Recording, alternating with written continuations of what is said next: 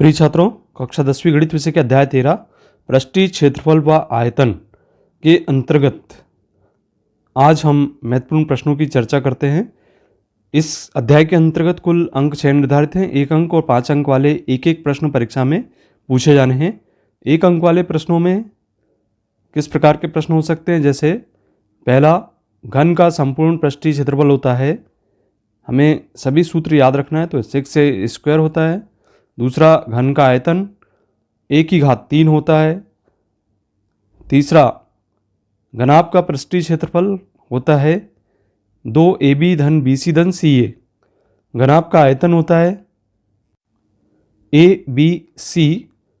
पांचवा, बेलन का वक्र पृष्ठ होता है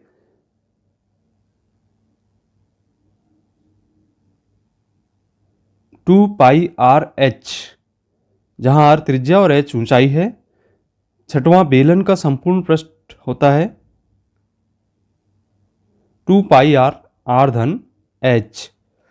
इसके बाद हम बेलन के आयतन की बात करते हैं।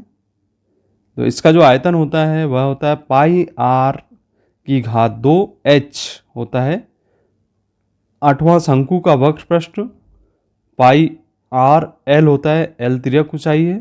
शंकु का संपूर्ण पृष्ठ πr r धन l, जहाँ शंकु की तिर्यक ऊंचाई होती है l बराबर करनी r² धन h²। अब गोले का पृष्ठीय क्षेत्रफल होता है 4πr⁻²। गोले का आयतन का सूत्र होता है 4/3 πr⁻3।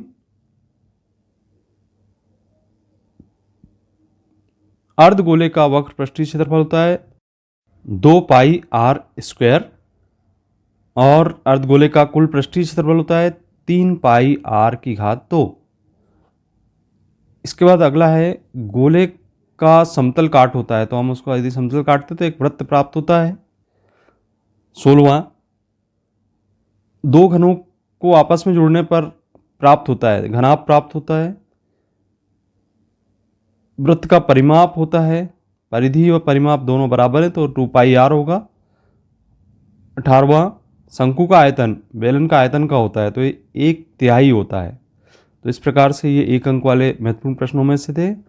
इसके बाद हम 5 अंक वाले प्रश्नों की चर्चा करें, जिसमें हम इस प्रकार के प्रश्नों को हल करके अच्छे अंक पा सकते हैं। दो घनों जिनमें से प्रत्येक का आयतन 64 घन सेंटीमीटर है के संलग्न फलकों को मिलाकर एक ठोस बनाया जाता है। इससे प्राप्त घनाभ का पृष्ठीय क्षेत्रफल ज्ञात कीजिए। अगला है, मॉडल बनाने वाली मिट्टी में ऊंचाई 24 सेंटीमीटर और आधार 6 सेंटीमीटर त्रिज्या वाला एक शंकु बनाया गया है। एक बच्चे ने इस गोले के आकार में बदल दिया और गोले की त्रिज्या आपको ज्ञात करनी है। इसके बाद अगला प्रश्न है, व्यास 1 सेंटीमीटर वाली 8 सेंटीमीटर वाली लंबी तांबे की एक छड़ को एक समान चौड़ाई वाले 18 मीटर लंबे एक तार के रूप में खींचा जाता है। तार की मोटाई ज्ञात कीजिए। बहुत ही इंपॉर्टेंट क्वेश्चन है ये सभी। इसके बाद है, त्रिज्या 4.2 सेंटीमीटर वाले धातु के एक गोले को पिघलाकर त्रिज्या 6 सेंटीमीटर वाले एक बेलन के रूप में ढाला जाता है। बेलन की ऊंचाई ज्ञात कीजिए। पांचवा प्रश्न है, क्रमशः 6 सेंटीमीटर, 8 सेंटीमीटर, 10 सेंटीमीटर त्रिज्याओं वाले एक धातु के 3 ठोस गोलों को पिघलाकर बड़ा ठोस गोला बनाया जाता है। इसे गोले की त्रिज्या ज्ञात कीजिए। अगला क्वेश्चन है, छठवां, पानी से भरी हुई एक अर्धगोलाकार टंकी को एक पाइप द्वारा 3 सही 4/7 लीटर प्रति सेकंड की दर से खाली किया जाता है।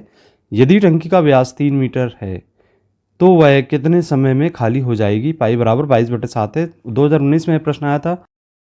सातवां, दवा का एक कैप्सूल एक बेलन के आकार का है, जिसके दोनों सिरों पर अर्धगोला लगा हुआ है। पूरे कैप्सूल की लंबाई 14 मिलीमीटर है और उसका व्यास 5 मिलीमीटर है। इसका पृष्ठीय क्षेत्रफल ज्ञात कीजिए। 2020 में यह प्रश्न परीक्षा में पूछा गया था। तो ये सभी परीक्षा की दृष्टि से महत्वपूर्ण प्रश्न हैं और आप इन सभी प्रश्नों का अभ्यास कीजिए और ज़्यादा से ज़्यादा अंक अर्जित कीजिए। अभी तक आपने चैनल को सब्सक्राइब नहीं किया तो सब्सक्राइब कीजिए। धन्यवाद।